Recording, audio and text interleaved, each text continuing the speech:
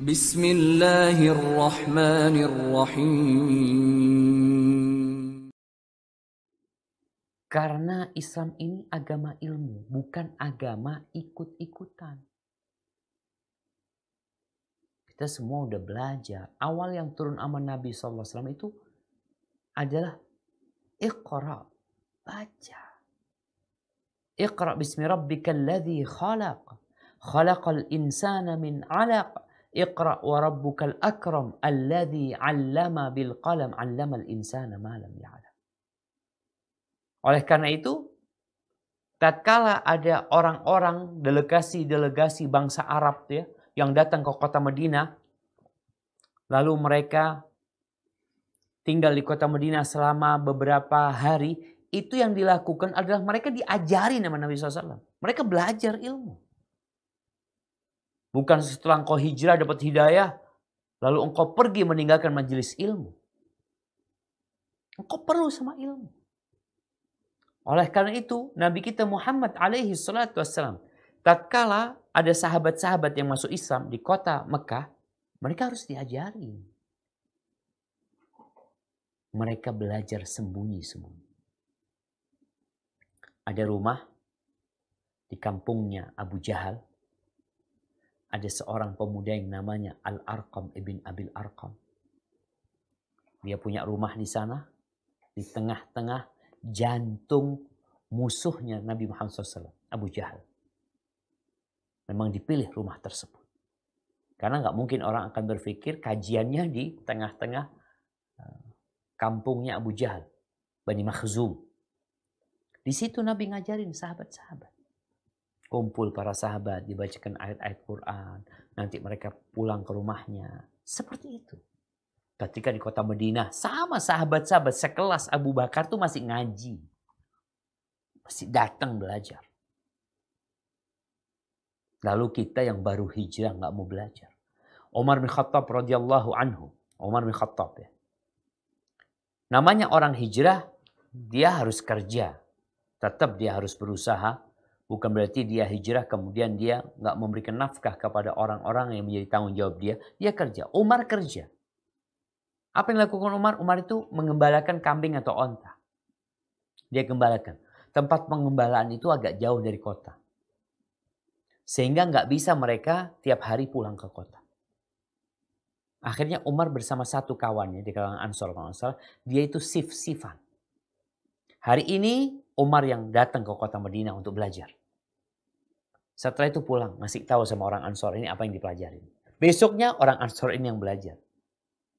Jadi bersungguh-sungguh jemaah. Karena kalau bicara amalan ya, kita tahu ada banyak amalan, ada banyak perintah-perintah Allah, perintah-perintah Nabi SAW dari yang wajib, yang sunnah ya. Al-Imam Ahmad mengatakan talabul ilmi la ya'diluhu syai' idza sahhatin niyyah. Menuntut ilmu itu nggak ada yang bisa menandingi menuntut ilmu. Amalan menuntut ilmu. Idza sahhatin niyyah. Pokok niatnya benar. Makanya kadang-kala kita udah hijrah nuntut ilmunya setengah-setengah. Menuntut ilmu amalan yang paling mulia. Kalau niatnya benar. Niatnya apa? Mengangkat kebodohan dari diri kita. Mengangkat kebodohan. Karena kita dilahirkan bodoh. Nggak tahu apa-apa. Apalagi kadang-kala nih seharusnya tadi yang baru hijrah umur 35 tahun mamanya. Udah masa 35 tahun kan seharusnya dia dapat banyak ilmu. Tapi ilmu dunia yang dia cari selama ini. Sehingga bagaimana sekarang di waktu yang sudah tua tetap belajar ilmu agama. Belajar. Nggak ada alasan engkau. Sekarang bisa belajar ngaji ilmu agama engkau di rumahmu. Yang perempuan di dapurnya. Sambil goreng-goreng, sambil masak. Sebagian orang yang mungkin di mobilnya tetap bisa belajar. Ini tuntutan.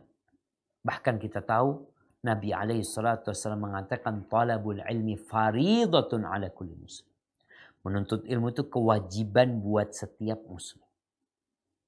Maka setelah kau hijrah, belajarlah ilmu. Karena ilmu itu menjadi awal yang harus diketahui hamba sebelum dia beramal, sebelum dia ngomong nih. Makanya kadang-kadang kita ngeliat ada orang-orang baru hijrah terus kok menyimpang dia ya. Kok jalannya salah gitu loh. Karena nggak mau belajar. Belajar. Bagaimana para sahabat Nabi belajar. Bagaimana Nabi SAW mengutus para sahabat. Berangkat subhanallah. Sampai Nabi pernah mengutus 70 sahabat. Ke Bi'r Ma'unah. 70 sahabat dikirim ke sana. Semuanya dibunuh semua orang-orang. Padahal mereka berangkat untuk ngajar ngaji. 10 orang dikirim ke sebuah kota. Dibunuh sama orang-orang tersebut. Kenapa? Karena pentingnya menuntut ilmu ini. Nabi SAW tahu orang-orang itu nggak semuanya bisa datang ke kota Madinah. Maka harus ada satu orang yang ngajarin mereka. Nih ustadznya datang, jamaahnya nggak datang. Kadang-kala seperti itu. Ustadznya udah dari jauh datang. Engkau kemana waktu itu? Oh sibuk ini itu. Jamaah. Orang hidup itu sibuk. Mati kok nyibukkan orang. Maka kita harus mengkhususkan waktu setelah hijrah ini. Waktu untuk belajar. Waktu untuk ngaji. Karena anak berjumpa dengan orang-orang yang hijrah. Tapi nggak belajar. Jauh dari majelis ilmu. Dia merasa enggak anak sudah berubah Ustaz. Baik. After hijrah ini kau harus belajar. Karena engkau udah ketinggalan jauh malah nggak mau belajar. Alhamdulillahi Rabbil Alamin.